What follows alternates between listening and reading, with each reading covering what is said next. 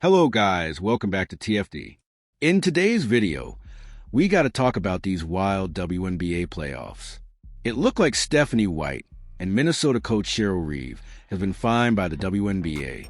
And I want to give you my reaction to the Aces versus Fever Game 4, and then I'll get you guys fully caught up, because we are now officially just one game away from the WNBA Finals. So here's the big news.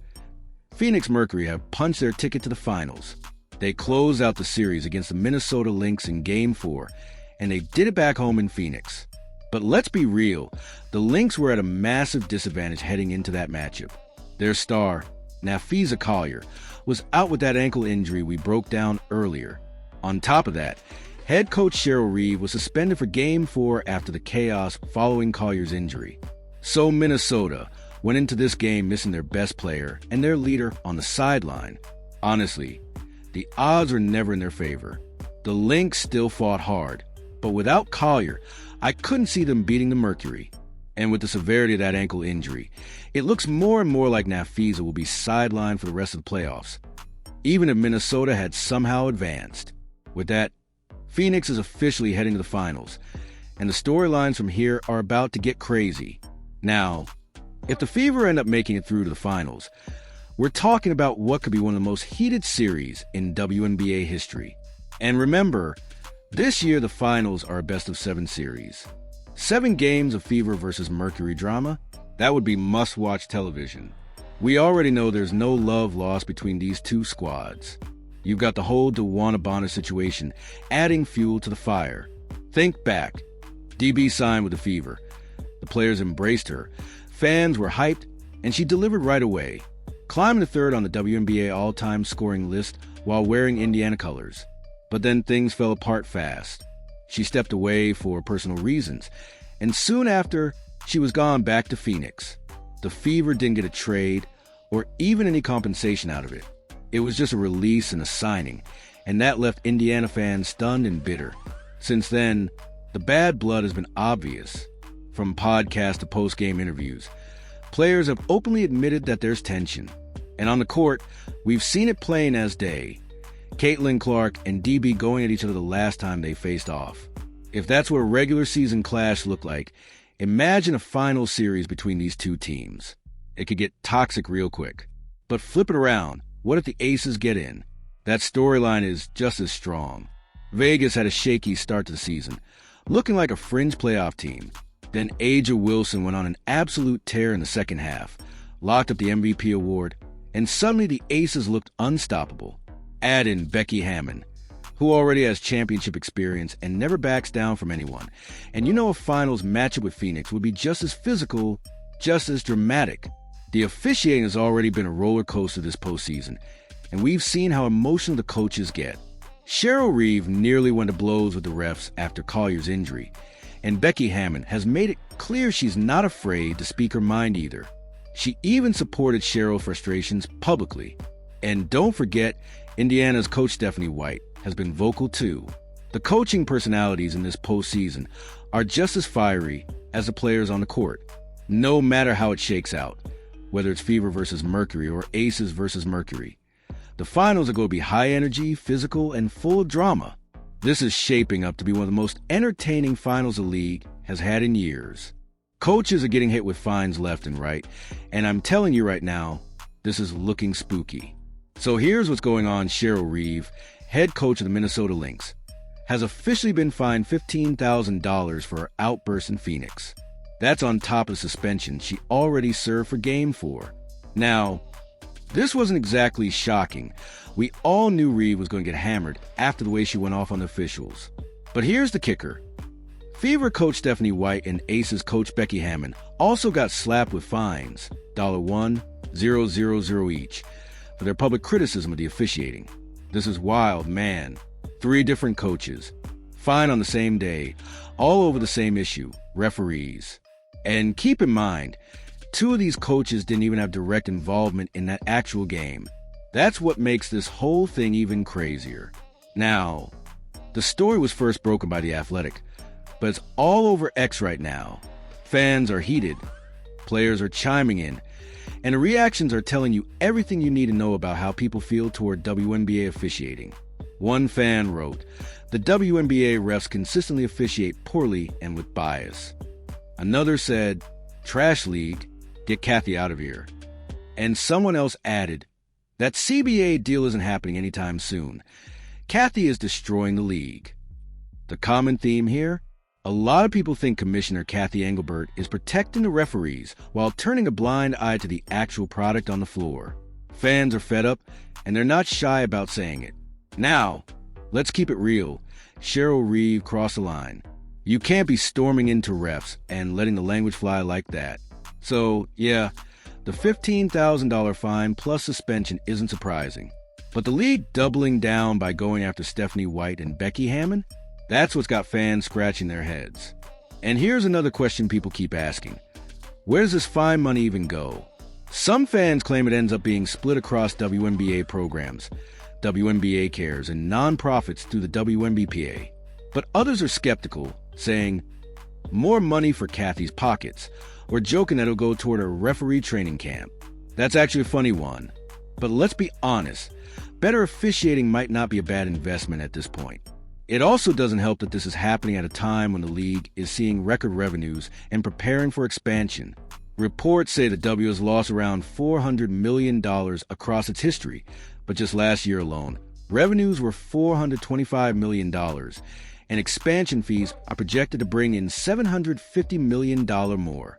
Add in the upcoming media deal worth about $200 million annually, and you'd think they could afford to put resources into improving officiating. Yet here we are, coaches getting fined because they spoke up about a problem everyone can see. At the end of the day, the message is clear. The WNBA is cracking down hard on anyone who criticizes referees, whether you're directly involved or just commenting from the sidelines. And honestly, it's only fueling more tension between coaches, fans, and the league office. So, what do you guys think? Did Cheryl Reeve, Stephanie White, and Becky Hammon deserve these fines? Or is this the league trying to silence criticism instead of fixing the problem? Drop your thoughts in the comments below, because this one is about to spark some serious debate. So, Stephanie White must have press conference earlier. Yep, here it is right here. All right, this is what sports is all about. When you think about a winner take all and on to the next round, as a player, as a coach, as a broadcaster even, how exciting are moments like this? They're really exciting. I mean, this is what you work so hard all off season, all preseason, and all season to position yourself for these moments. So it's really exciting for our group. I'm proud of our group for putting ourselves in this position, but we're not done yet. You know, this is an important one coming out for us, and we're ready to go. For you, Steph, 10 years ago, make the final. Is it weird now, just one win away from this whole full circle moment for you? What's weird is just the layouts have been so different in every time I've been a part of it. And coming back full circle and doing it with Bree, with Tosh, with Rima, who was on our 2012 team, Austin, who was a practice guy on that team. It just makes it special. I think every single one of us believed that we could be in this position, but with everything that has happened throughout the course of this season, I think being able to be one game away, being able to play in a game 5 in a series like this, it just makes everything that we went through worth it. Does it add up that you get to play against Vegas, a team that has sort of like defined the last few years of W? Yeah, I think so. I mean, I think anytime that you get a chance to play against the best, and you get a chance to play against a franchise who's won multiple champions, and certainly like my history of Becky and I being in the same class and competitors for so long, and somebody that I ultimately respect so much, it makes it fun. It makes it fun to share experiences with one another and with the group that we have. You comfortable with how physical this series has been? And the other series seemed even more physical. Look, I already got fined for supporting Cheryl, so yeah, which I think is crazy. But look, I think there's nothing that we want more than just consistency. That's what I would say.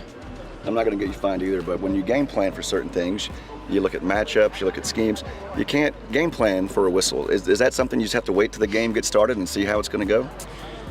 Well, I mean, if it was consistent throughout 40 minutes, maybe. I think you just have to adjust, and that's the thing. Like, players are gonna be able to adjust to how it's going to be called. If it starts one way and it can stay that way, that'd be ideal. But you can game plan for a lot of things, but at the end of the day, it's players making plays. We can game plan for first, second, third actions in offense, and then it comes down to, do you know personnel? Can you put your players in position where they can make their plays? And so there's a lot of things that are in our control that we have to maintain control of. This team is 3-0 in elimination games this postseason. What does that say about this group? I just think that this group has had a lot of moments where we felt like our back is against the wall. Whether it meant that in our season or not, I think everything that we've gone through has positioned us to be able to handle moments like this. And whether we come out on the winning side or not, being able to handle those ebbs and flows, being able to handle times where adversity strikes, being able to handle disappointment, setbacks, all of those things have positioned us to understand what it means when your back is against the wall. How are the Vegas fans? Listening on TV, hearing the Indy fans, pretty loud, pretty crazy. How are the Vegas fans? They're great. It's loud, it's crazy, and it's a show. My first game that I came to here in Vegas, I think I was calling a game. I can't remember what year it was, and I remember it was just thinking that it was so much fun, such an electric arena, and it was a show, so it was a lot of fun to be a part of. It kind of feels like you guys have had like multiple seasons within this season, just because of like. It does. I've aged about 5 years. I guess within that context, is there a moment, a game, on the floor, off the floor, where it really set in for this staff or for you that like this group was like capable of a run like this? I think that every time we're game planning and prepping and watching the film, we always believe that we can put our players in positions for success. And I think that because we're problem solvers, it seems like every time we lost a player, it'd be like, okay, we would have our moments, and then we turn our attention to, okay, well, how can we continue to put our teams in position to be successful? And I think that has really just allowed us to stay the course. I don't know if there was one moment outside of, feeling a little bit of that fight, that resilience at Connecticut that we talked about. But I don't know if there's one moment more so than just this group is really open to our thinking and really open to our adjustments and our changes, and they'll go out and they'll try anything. And because of their flexibility and because of my coaching staff and their ability to think outside the box and tweak and make changes, we've been able to put ourselves in positions to win ball games. Does it feel like you're still learning like this particular iteration of your team? Yeah, but I do feel like this team is the one that has been together for the longest throughout the course of this. I don't know if it's true or not, but it might be the team that's consistently been together for the longest period of time.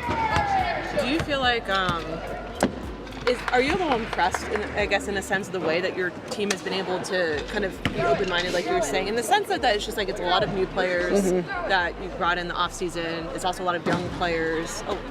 Players that were also brought in mid-season. It's not like this was a group that's been playing together for 3 or 4 years. Yeah, I think number one, it starts with the type of players that we have, and Amber and Kelly just such a great job of getting coachable players who just want to be great, who want to continue to learn, who want to continue to develop, who haven't been in some of these types of moments. So for us, I think we've got a really good group that just wants to continue to push the envelope, and I feel like we've been blessed because every time we get a little bit closer, they've allowed us to push us a little bit, push them a little bit more, and not every group is like that, and I'm really thankful that this group is. Who's the spearhead of that, do you think? I think certainly AB, Kelsey, as far as being on the floor, the two that have really been here the longest, that are playing. Lexi, the same, just being so accepting, and trying whatever we ask them to try. So yeah, that was Coach Stephanie White giving her thoughts heading into this upcoming series. And man, I gotta be honest with you guys, I didn't even realize they were sitting at 3-0. That's crazy when you think about it. That's a big statement right there. But hey, I want to hear from you guys. What do you think about Coach White's comments and how this series is shaping up? Do you think that undefeated stretch is going to carry over? Or are we about to see things shift real quick? Get down in the comment section right now and drop your thoughts. And of course, make sure those notification bells are turned on so you don't miss the next update.